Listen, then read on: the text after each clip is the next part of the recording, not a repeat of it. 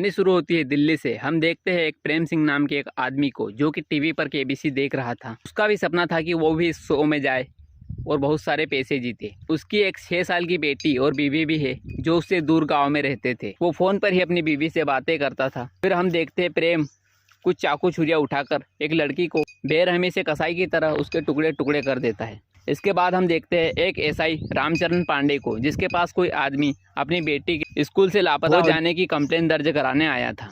ये लड़की वही थी जिसको प्रेम ने मार दिया होता है।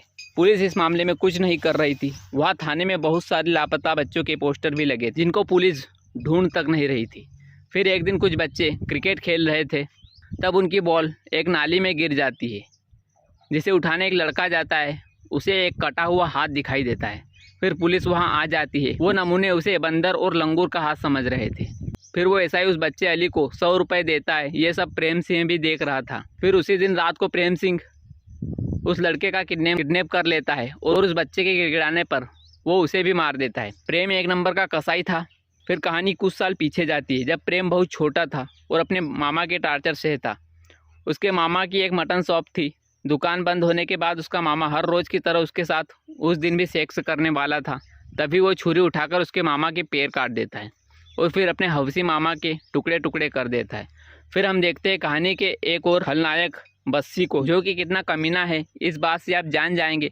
वो अपनी पोती को कपड़े उतारने को कहता है और उसकी पोती डर रही थी और अपनी माँ के पास जाने की जिद कर रही थी।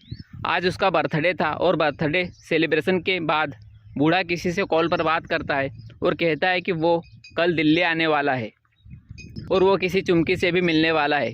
चुमकी जो कि एक धंधे वाली लड़की है।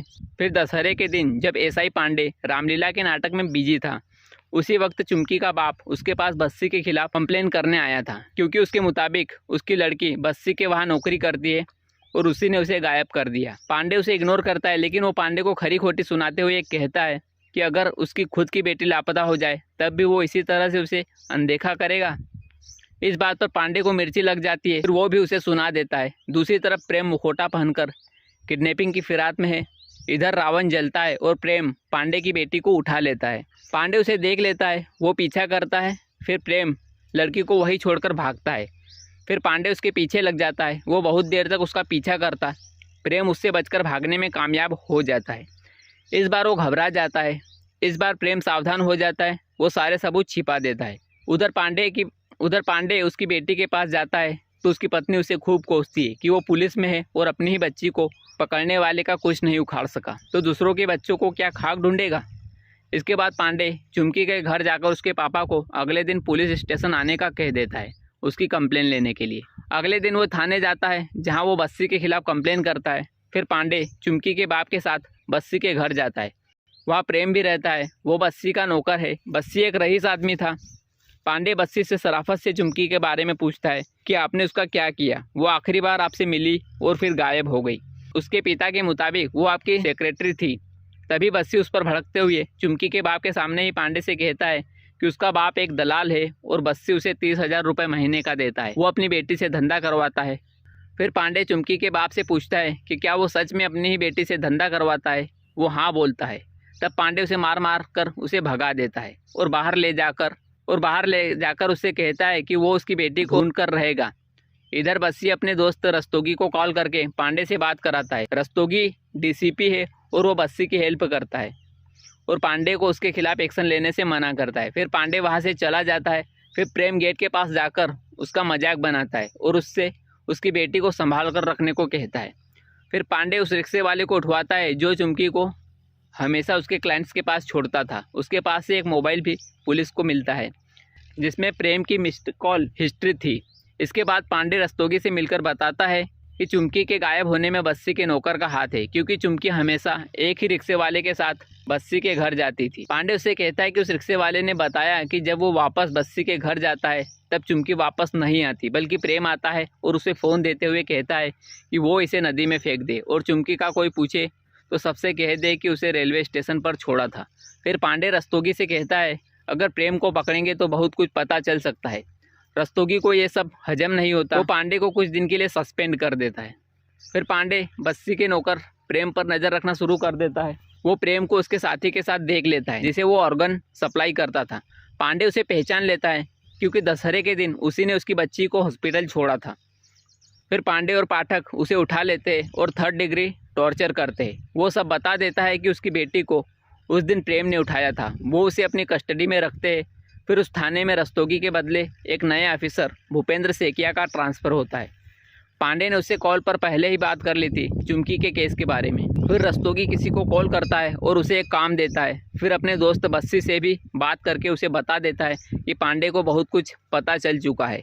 इधर पांडे भूपेंद्र को लेकर उस जगह जाता है जहां उसने छोटे लाल को बांध कर रखा है, लेकिन उससे पहले ही कुछ गुंडे वहां जाकर छोटे लाल को उठा लेते हैं। पांडे उस ऑफिसर के साथ वहां जाता है तो उसे वहां कुछ नहीं मिलता। फिर वो पाठक को बुलाता है। पाठक खाना खाने चला गया था और उसकी लापरवाही से ये सब हुआ था। अगले दिन पांडे बस्सी के नौकर प्रेम को उठवा लेता है पूछताछ के लिए। फिर पांडे उससे पूछताछ करता है। प्रेम पुलिस को अपने बाप की जागीर समझकर सब कुछ सच सच बता देता है, वो भी बिना डरे।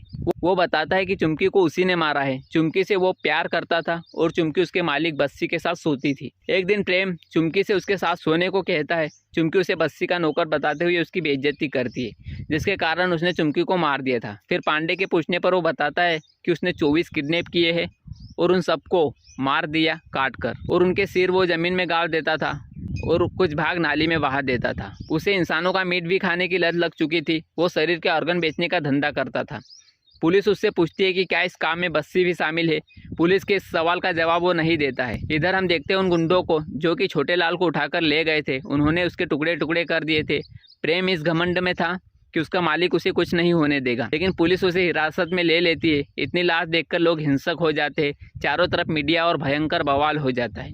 फिर एक दिन पांडे फिर से प्रेम से बस्सी के बारे में पूछता है। पहले तो वो मना कर देता है। फिर पांडे उसे बताता है कि वो इतना गिरा काम करता था। ये बात न्यूज़ के माध्यम से उसकी बीवी को पता चल गई है और बस्सी ने अपने हाथ पीछे ले लिए। तब जाकर वो उसे बताता है असलियत।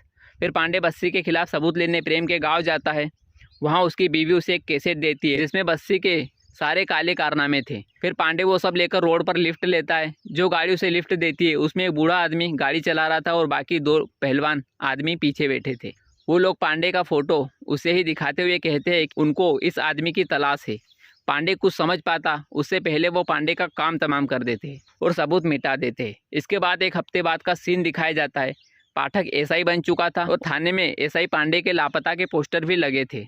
दूसरी तरफ विश्नोई जब न्यूज़पेपर खोलता है तो उसमें एक खबर छपी थी कि एसआई पांडे के लापता होने के मामले में उन 3 आरोपियों को गिरफ्तार कर लिया जाता है।